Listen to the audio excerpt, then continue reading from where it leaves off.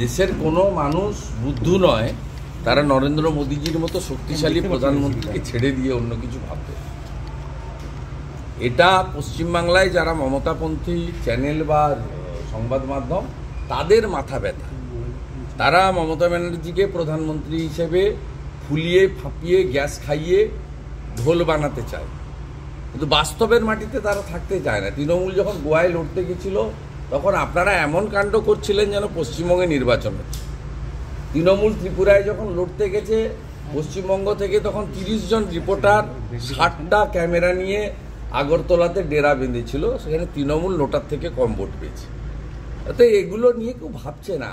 দেশ ইউক্রেন হোক, গাজা হোক, প্যালেস্টাইন হোক, আফগানিস্তান হোক, কোনো ভারতবর্ষে তেমন মূর্খ লোক নেই যে নরেন্দ্র মোদীজিকে ছেড়ে অন্য কিছু ভাববে, অন্তত লোকসভা নির্বাচন। নমস্কার, বাংলার বার্তা থেকে বলছি সন্ময় বন্দ্যোপাধ্যায়। ইন্ডি জোট ঘেঁটেই দিলেন মমতা বন্দ্যোপাধ্যায় অরবিন্দ কেজরিওয়াল। কেন ঘাটলেন, কিসের জন্য ঘাটলেন, সেটা পরবর্তীকালে রাজনৈতিক পর্যবেক্ষকরা বিশ্লেষণ করবেন। কিন্তু আমাদের অবজারভেশন, আমরা বাংলার বার্তায় গতকাল এই নিয়ে কথা বলেছিলাম যে আলটিমেটলি ইন্ডির পিন্ডি চটকে যেতেই শেষ পর্যন্ত মমতা বন্দ্যোপাধ্যায় এককভাবে নরেন্দ্র মোদীর সঙ্গে দেখা করছেন না, 10 জন সাংসদকে নিয়ে তিনি দেখা করছেন। বুঝেছেন এই মুহূর্তে দাঁড়িয়ে আর এই লড়াই দেওয়া সম্ভব নয়। তার কারণ আরএমসি ফ্যাক্টর, তার কারণ রাজস্থান, মধ্যপ্রদেশ, ছত্তিশগড় ফ্যাক্টর, তার সঙ্গে 370 ধারা বিলোপের ফলে সাধারণ মানুষের ট্রেন্ডটা এখন নরেন্দ্র মোদীর দিকে, এবং তারপরে তো সামনে আসছে রাম মন্দির।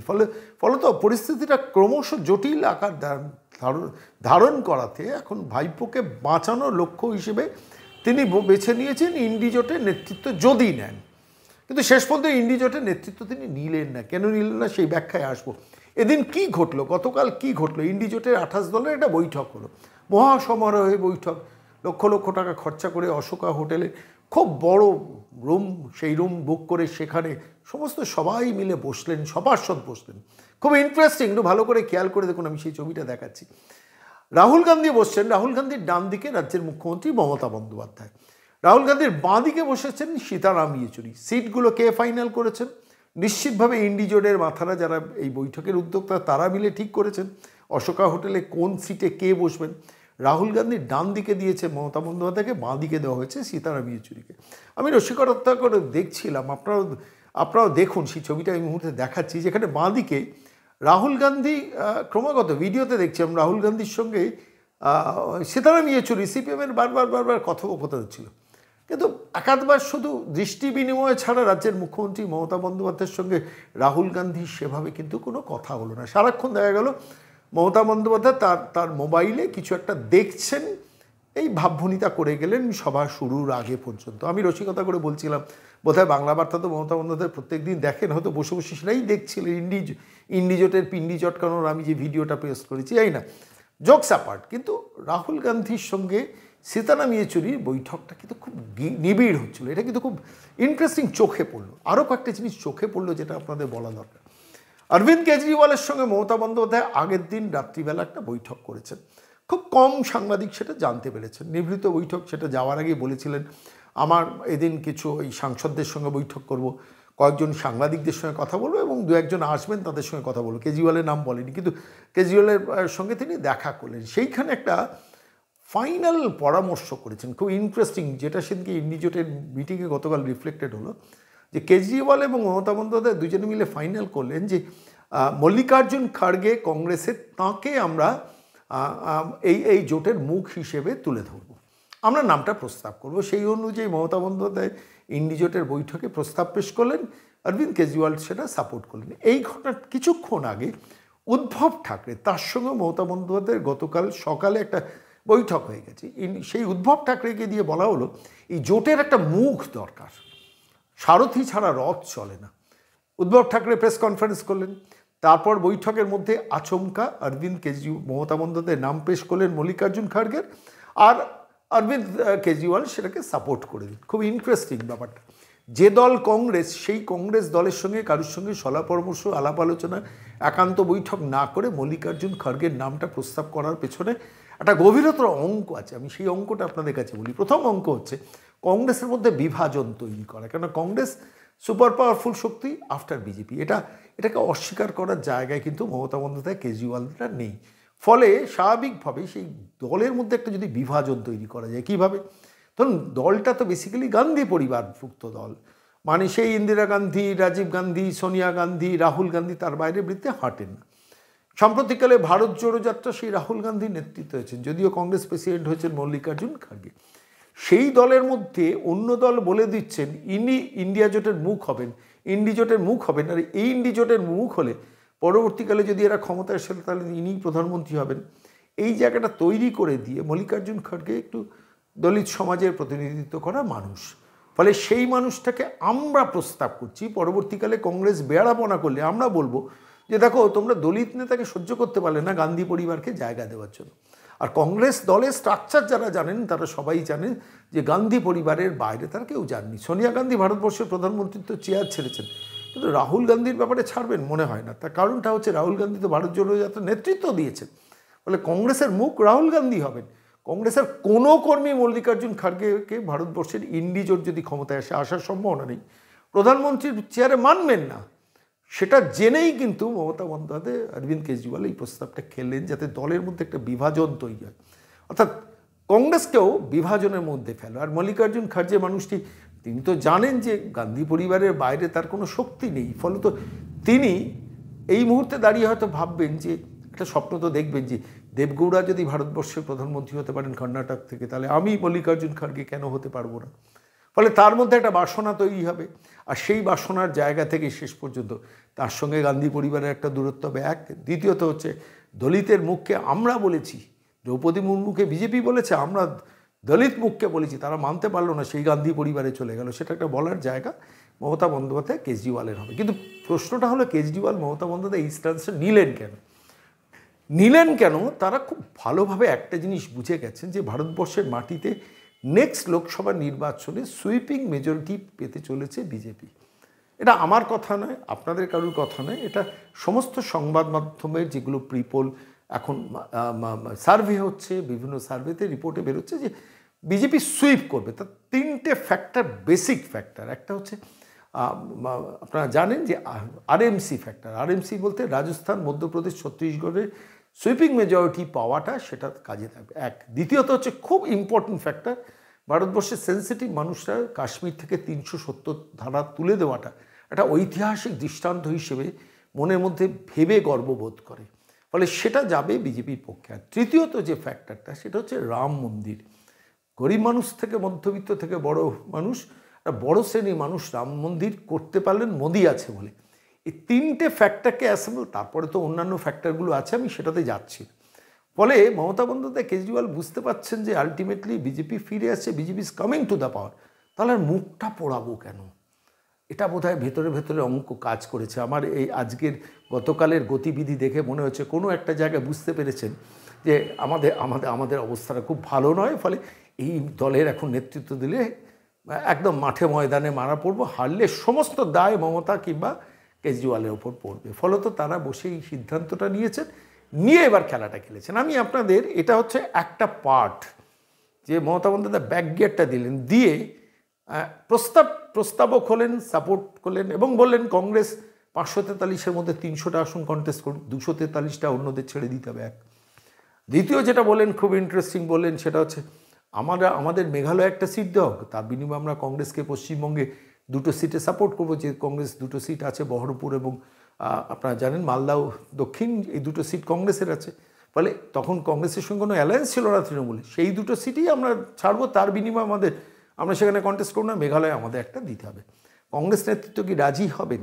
দিল্লি নেতৃত্ব চোখ বন্ধ করে বলে দেওয়া যায় রাজি হবেন, কিন্তু পশ্চিমবঙ্গ চ্যাপ্টার কি রাজি হবে? আমার মনে হয় না রাজি হবে। কেন, এদিনই খবর পেলাম যে আজকে যখন এই প্রতিবেদন দেখছেন বিকেল 5টার সময় কংগ্রেসের রাজ্য নেতৃত্বকে ডেকে পাঠানো হয়েছে কংগ্রেসের হাইকমান্ডের অফিসে, এবং সেখানে আলোচনা হবে। আমার নিজের ধারণা কংগ্রেস হয়তো রাজি হবে না, তার কারণ কংগ্রেসকে সিপিএমের হাতটা ছাড়তে হবে, এবং সিপিএমের হাত ছাড়লে ভবিষ্যতের পক্ষে সেটা কিন্তু ক্ষতিকারক। কেন, মমতা ইউজ অ্যান্ড থ্রো পলিসিতে বিশ্বাস করেন। 2011 পর 11 সময় কংগ্রেসকে নিয়েছিলেন শুধু মাইনরিটি ভোটটাকে সঙ্গে নেওয়ার জন্য, তারপর ছুঁড়ে ফেলে দিয়েছিলেন।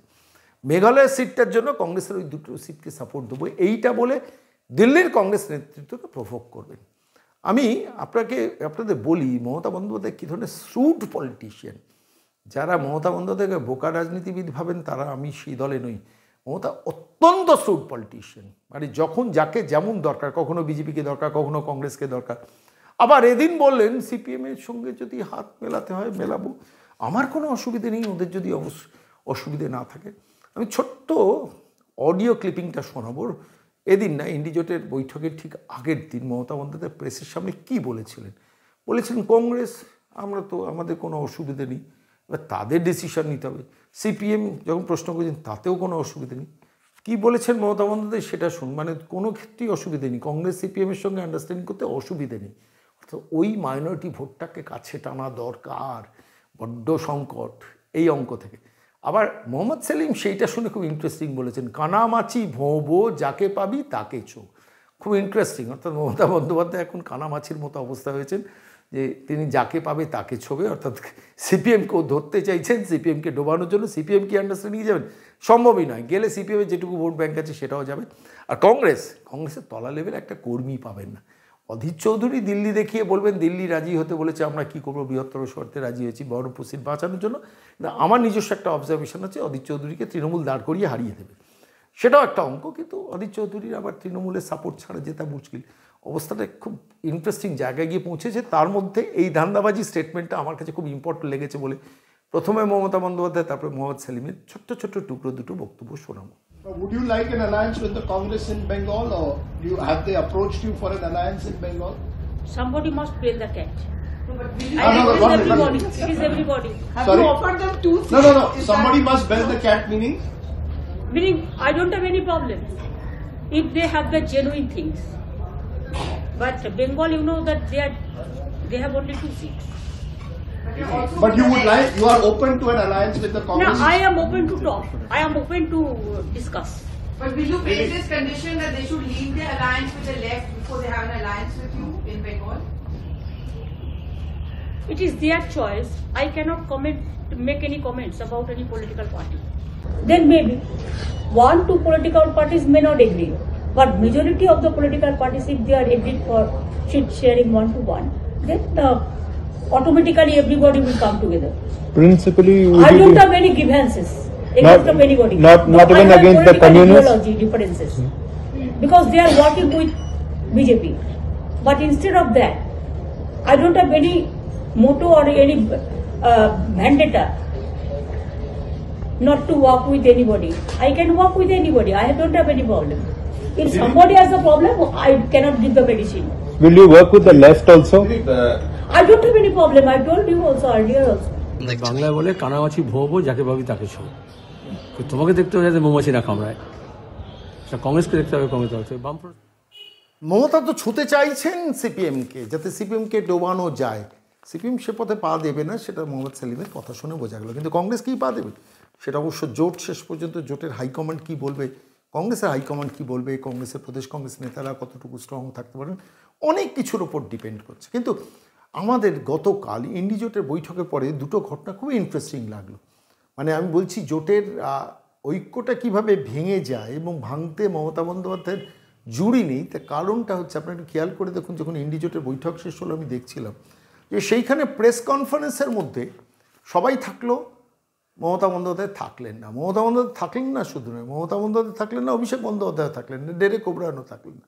একজনকে তো রাখা যেত, থাকলেন না। তাহলে কি তার মুশা হয়েছে? না, আসলে মুখটার পোড়াতে চাইছেন না। আবার পাশাপাশি কালকে নরেন্দ্র মোদী, মানে আজকে নরেন্দ্র মোদীর সঙ্গে দেখা করার কথা, তার আগে যদি আরও বেশি অ্যাগ্রেসিভ কিছু কথা আমাকে বলে দিতে হয় তাহলে তো সমস্যা আছে। ভাইপোকে বাঁচানোর লক্ষ্য, সেসব নানান পাটিগণিত বীজগণিত রাজনীতিতে থাকে, সেগুলো করার তিনি চেষ্টা করবেন। কিন্তু প্রেস কনফারেন্সে মমতা বন্দ্যোপাধ্যায় এর আগেও বয়কট করেছেন মুম্বাইয়ে, আপনাদের যদি মনে থাকে। আমি শুধু স্মরণ করিয়ে দিচ্ছি, এদিনও প্রেস কনফারেন্সটা বয়কট করলেন না। যখন বয়কট করে বেরিয়ে যাচ্ছেন, চোখ কিন্তু ক্যামেরার দিকে থাকলো না। মমতা বন্দ্যোপাধ্যায় রাজনীতি প্রথম দিন থেকে যারা ফলো করেন তারা জানেন ক্যামেরার লেন্স যেদিকে মমতার চোখ সেদিকে থাকে। এদিন দেখুন, আমি সেই ছবিটা আপনাদের দেখাচ্ছি। মমতা বেরিয়ে যাচ্ছেন, মমতা বন্দ্যোপাধ্যায় বেরিয়ে যাচ্ছেন, জানলা বন্ধ, বডি ল্যাঙ্গুয়েজ দেখলে বোঝা যাচ্ছে বিষণ্ণ, কিছুটা যন্ত্রণা, কিছুটা রাগ নিয়ে। বৈঠকের ভেতরে ডিটেলটা কী হয়েছে জানি না, অন্তত প্রেসের দিকে তাকিয়েও দেখলেন না। ওখানে প্রেস কনফারেন্স করলেন, কংগ্রেস সিপিএম সবাই মিলে প্রেস কনফারেন্স করলেন। এটা খুব একটা ইন্টারেস্টিং জিনিস আমার কাছে নজরে, এটা তো গেল একটা দিক। দ্বিতীয় যেটা হচ্ছে খুব ইন্টারেস্টিং, সেটা হচ্ছে নীতিশ কুমারের পাটনায় সেখানে প্রচুর পোস্টার হয়েছে যে ভারতবর্ষের প্রধানমন্ত্রীর মুখ হিসেবে চাই নীতিশ কুমারকে। খুব ইন্টারেস্টিং না? নীতিশ কুমারই তো প্রথম এই জোটের শুরু করেছিলেন। শরদ পাওয়ার একটু সাইলেন্ট খেলছেন অবশ্য। অরবিন্দ কেজরিওয়াল জেলে যাবো করছেন, হেমন্ত সোরেন যাবো করছেন, এরকম একটা জটিল পাটিগণিত বীজগণিতের মধ্যে ইন্ডিয়া জোট, আর তার মধ্যে খড়গের নাম প্রস্তাব করে, মল্লিকার্জুন খড়গের নাম করে সমস্ত ব্যাপারটা সামগ্রিকভাবে কিন্তু মানে আমি বলছি সিচুয়েশনটা ঘোলাটে করে দিলেন মমতা বন্দ্যোপাধ্যায়। কোনো রাগ থেকে, কোনো যন্ত্রণা থেকে, নাকি ভাইপোকে বাঁচানোর অঙ্ক থেকে, সেগুলো অনেক কিছুর উপর ডিপেন্ড করছে। কিন্তু বাংলার মিডিয়া জানেন তো চুপ করে নেই। বাংলার মিডিয়া কিন্তু চেষ্টা করে গেছে। আপনাদের শুধু স্মরণ করি দিয়ে, এই মিডিয়া ত্রিপুরায় তৃণমূল কংগ্রেস সরকার গড়ে ফেলেছিল, এই মিডিয়া মেঘালয়ে তৃণমূল কংগ্রেস সরকার গড়ে ফেলেছিল, এই বাংলার মিডিয়া গোয়াতে কংগ্রেসকে সরিয়ে তৃণমূল সরকারে আসছে এরকম একটা হাইপ তুলে দিয়েছিল, মনে আছে? আমি 3টে ছোট্ট ক্লিপিং আপনাদের দেখাবো বাংলার মিডিয়াকে, ইলেকট্রনিক্স মিডিয়াকে একটু চিনিয়ে দেওয়ার জন্য। প্রিন্ট মিডিয়াকে তো অনেক সময় চেনাই। আপনি দেখুন, আমি 3টে ক্লিপিং আপনাদের দেখাচ্ছি। ইন্ডিয়া জোটের মুখ মমতা বন্দ্যোপাধ্যায়। এবিপি আনন্দ গতকাল থেকে শুরু করেছে ইন্ডিয়া জোটের মুখ মমতা, এবিপি আনন্দ তার ক্লিপটা আমি দেখাচ্ছি, আপনারা দেখছেন। এবার দেখুন দ্বিতীয় ক্লিপটা, এবার নিউজ 18, এটা অবশ্য পিসির নিজস্ব চ্যানেল, তৃণমূল নেতা বিশ্বমুন্দারের চ্যানেল। সেই জোট কী বলছে? বাংলায় কংগ্রেসের সঙ্গে জোটের পথে তৃণমূল, যেখানে দাঁড়িয়ে কংগ্রেস কর্মীরা সাংঘাতিকভাবে বিরোধিতা করছে, সেখানে হাওয়া দিচ্ছেন যে কংগ্রেসের সঙ্গে তৃণমূলে জোট হয়ে যাচ্ছে, যাতে তলার লেভেলটা একদম ওই হাইকমান্ড যা বলছে তাই হবে, সেই জায়গাটা বিশ্বাস করতে শুরু করে। আর তৃতীয় দেখুন, মমতার প্রস্তাবেই জোটের ফর্মুলা, অর্থাৎ মমতা যেভাবে জোট বলেছে সে তাতেই ফর্মুলা। ইন্ডিয়া জোট তিনি নাম দিয়েছেন, খড়গের নাম তিনি দিয়েছেন, সবই মমতা বন্দ্যোপাধ্যায় করছেন। বাংলা মিডিয়া এইভাবে বিভ্রান্ত করে। আমি শুধু বোঝানোর জন্য আমি 3টে ক্লিপিং দেখি, আমি আজকের এই প্রতিবেদন শেষ করবো। আচ্ছা বলুন তো, ইন্ডি জোটের প্রাসঙ্গিকতাটা কোথায়? আমি হিসেব করে দেখছিলাম 31টা রাজ্য, তার মধ্যে 17টা রাজ্যে বিজেপি ক্ষমতাসীন, বিজেপি এবং তার শরিকরা ক্ষমতাসীন, 17টা রাজ্য, বাকি রয়েছে 14টা রাজ্য। এবার প্রশ্নটা হচ্ছে, ইন্ডি জোট মানে যে যেখানে মমতা বন্দ্যোপাধ্যায়ের ফর্মুলা কি, যে যেখানে পাওয়ারফুল সে সেখানে ম্যাক্সিমামটা লিড করুক, অন্যদের একারটা একটু ভাগে টাগে দিক, এই তো অঙ্ক। আলটিমেটলি আমি অঙ্ক করে দেখলাম, দেখুন পরিষ্কারভাবে বলছি, ইন্ডি জোটের প্রাসঙ্গিকতা খুব বেশি হলে 6টা রাজ্য। কোন রাজ্য? এক হচ্ছে তামিলনাড়ু, সেখানে ডিএমকে মূল নেতা, তারা যদি কিছু বামপন্থীদের বা অন্যান্যদের কিছু শেয়ারিং দেয়, সেখানে একটা ইন্ডি জোটের প্রাসঙ্গিকতা আছে। কর্ণাটকে সেখানে আপনারা জানেন কংগ্রেস ক্ষমতায় আছে, কংগ্রেস যদি অন্যান্যদের কিছু দেয় সিট, সেখানে অন্যান্য কিছু শক্তি আছে, বামপন্থীরাও আছেন, অন্যান্য কোনো শক্তি আছেন। তাও মূলত কংগ্রেস কর্ণাটকটা এককভাবেই লড়াই করবে, 1-8টা সিট হয়তো এদের ওদের দিতে পারে, তাও 1-8টা সিট, তার বেশি না। মহারাষ্ট্র, উদ্ধব ঠাকরে আছে, এনসিপি আছে, কংগ্রেস আছে, জোট তো সেখানে আছেই। উদ্ধব ঠাকরে, এনসিপি এবং কংগ্রেস, তাদের মধ্যে তো এমনিতেই অ্যালায়েন্স আছে, তো তাহলে সেই অ্যালায়েন্সের বাইরে নতুন কি অ্যালায়েন্স ইন্ডি জোট দেবে? কিন্তু তবু আমি এই লিস্টের মধ্যে নামটা ধরলাম। এবার আসুন হরিয়ানা, সেখানে বিভিন্ন ফ্যাক্টর আছে কিন্তু সিট খুব কম, বলে হরিয়ানাতে টুকটাক লোকদল, জনতা দল, সমাজবাদী পার্টি এসব টুকটাক হতে পারে। আমি হরিয়ানাটাকে ধরলাম লিস্টের মধ্যে। আর বিহার আছে, বিহারে তো জোট আছেই, নীতিশ কুমার, লালু প্রসাদ যাদব এবং বামপন্থীদের, এটা একটা ট্রায়োজোট আছে, সেখানে কংগ্রেস হয়তো 2-4টে সিট পাবে মানে লড়াই করার জন্য। ফলে সেইখানে একটু ইন্ডি জোটের প্রাসঙ্গিকতা আছে। প্রাসঙ্গিকতা না থাকলে বড় জোর কংগ্রেস সেখানে শেয়ারিং পেতো না, একক লড়তে হতো, সেইখানে দাঁড়িয়ে কংগ্রেসকে হয়তো 2-3টে সিট ছেড়ে দিতে পারে, সেইটা হতে পারে। কিন্তু যে জোটটা আছে সেটা নিয়ে আর নতুন করে ইন্ডি জোটের প্রাসঙ্গিকতা কোথায়? আপনি অন্ধ্রপ্রদেশে যান, সেখানে জগনমোহন রেড্ডি রুল করছেন, সেখানে বেসিক্যালি বিরোধীদের কোনো চিহ্ন নেই। তেলেঙ্গানাতে কংগ্রেস সুইপ করেছে, রেবনাথ রেড্ডি সেখানে মুখ্যমন্ত্রী হয়েছে, সেখানে এই সুইপিং মেজরিটির সময় কাকে কী দেবেন? বামপন্থীদের মনে হয় না দেবেন। তাহলে বাকি রইল কি? কেরলে তো সিপিএম একক রুল করছে, সিপিএম পরিষ্কার বলে দিয়েছে আমি কংগ্রেসকে দেবো না, কংগ্রেসের সঙ্গেই লড়াই হবে। তাহলে বাকি রইল কি? মধ্যপ্রদেশ, সমাজবাদী পার্টি অখিলেশ যাদব এদিন বলেছেন আমাদের কথা শুনলে আমাদের 5টা সিট দিতে বলেছেন, বিধানসভায় দেয়নি। তো এবারে লোকসভায় 5টা সিট বিধানসভায় যাতে দেয়নি, লোকসভায় দেবে? মনে হয় না কোনো চান্স আছে। রাজস্থানে বড়জোর বামপন্থীদের একাত্তর আসন কংগ্রেস থেকে ছাড়তে পারে, সেখানে ইন্ডিজোটের প্রাসঙ্গিকতা। এবার চলুন পাঞ্জাব এবং দিল্লি। আম আদমি পার্টি নিজের সিট শেয়ারিং ছেড়ে দেবে মনে হয় না। 7টা সিট দিল্লিতে আছে, 7টাই লড়বে, বড়জোর একটা কংগ্রেসকে দেবে। কংগ্রেস তাতে রাজি হবে? মুখ পুড়িয়ে কংগ্রেস রাজি হবে না। ফলে তো লড়াই সেখানে আবার ত্রিমুখী, দ্বিমুখী, চতুর্মুখী হতে পারে। আর উত্তরপ্রদেশ অখিলেশ যাদবের সঙ্গে বেসিক্যালি লড়াইটা হচ্ছে বিজেপির। ফলে সেইখানে দাঁড়িয়ে অখিলেশের দয়ায় যদি 2-4টে সিট, 80টা সিটের মধ্যে 2-4টে সিট কংগ্রেস পায়, তাহলে উত্তর পূর্ব ভারত ছেড়ে দিন, সেখানে উত্তর পূর্ব ভারতে প্র্যাকটিক্যালি এই এই এই ইন্ডিয়া অ্যালায়েন্সের খুব বেশি প্রাসঙ্গিকতা নেই। পশ্চিমবঙ্গ চ্যাপ্টারে তো কংগ্রেস সিপিএম একসঙ্গে লড়তে পারে, সেই সম্ভাবনাই এই মুহূর্তে বেশি। সেখানে তাহলে কিসের জোট? মমতা বন্দ্যোপাধ্যায় একটা মাত্র মেঘালয় সিট বার্গেনিং করার জন্য ইন্ডি জোট করতে গিয়েছিলেন। দিল্লি সপার্ষদ গেছেন? মনে হয় না গেছেন। যদি কিছু নিজের প্রাসঙ্গিকতা বাড়ানো যায়, সেই প্রাসঙ্গিকতা বাড়ছে না দেখে শেষ পর্যন্ত গোমরা মুখে বেরিয়ে এলেন। শুধু নয়, ইন্ডি জোটটাকে ভালো করে ঘেঁটে দিয়ে চলে এলেন। বুঝতে পারছেন? এদিকে রাম মন্দির, একদিকে ওদিকে রাজস্থান, মধ্যপ্রদেশ, ছত্তিশগড় এফেক্ট, তার উপরে 370 ধারা এফেক্ট। তারপরে ইন্ডি জোট ঘাঁটার জন্য যথেষ্ট কাজ করে এলেন মমতা বন্দ্যোপাধ্যায়, কেজরিওয়াল। মানে এটা আরও অ্যাডভান্টেজ বিজেপিকে কিন্তু করে দিল। সামগ্রিকভাবে আমার মনে হয়েছে এটাই সিনপসিস ইন্ডি জোটের এই বৈঠকের সমস্ত বিষয়টা আমি ব্যাখ্যা করলাম। প্লাস মাইনাস অনেক তথ্য বাদ দিয়ে গেছি, সে তথ্যগুলো পরে আলোচনা করব। কিন্তু এই মুহূর্তে এই বিষয়টা নিয়ে আমি খুব ছোট্ট একটা সংক্ষিপ্ত অ্যানালিসিস সুদীপ্ত গুহর কাছ থেকে চেয়েছিলাম। আমাদের বাংলা বার্তার দর্শকদের খুব ইম্পর্টেন্ট কিছু বক্তব্য রেখেছেন।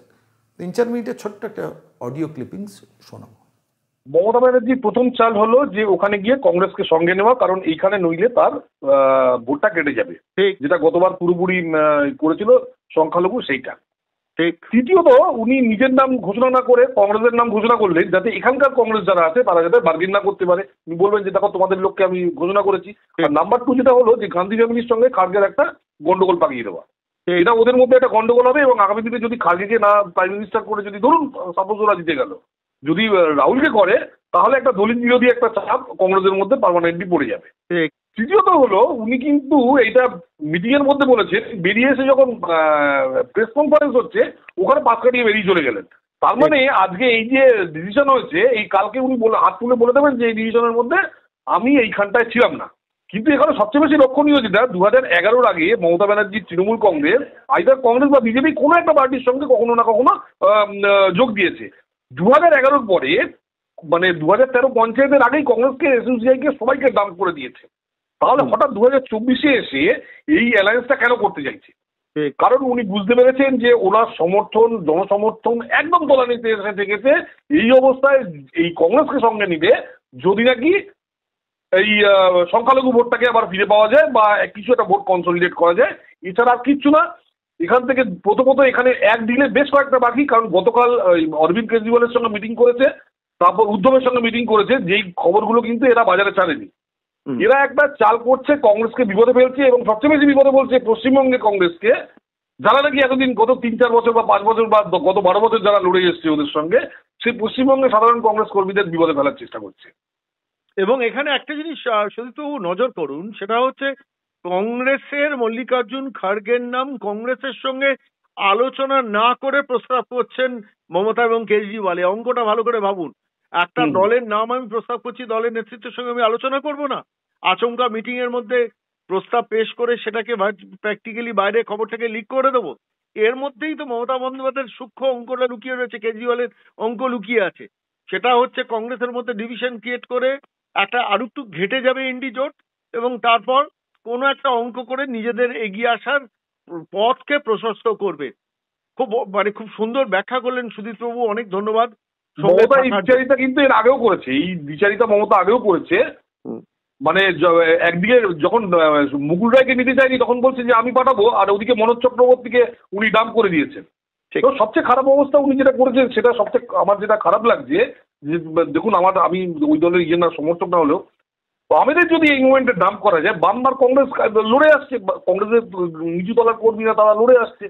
আজকে দেখুন বামেরা কিন্তু উভয় সংকটে পড়বে, এবং এখানকার কংগ্রেসই যারা তারা উভয় সংকটে পড়বে, যে হোয়ার টু গো। মানে এইরকম একটা চাল এদের মধ্যে, মানে ডিভাইড এন্ড রুল খেলে উনি বেরিয়ে চলে গেলেন।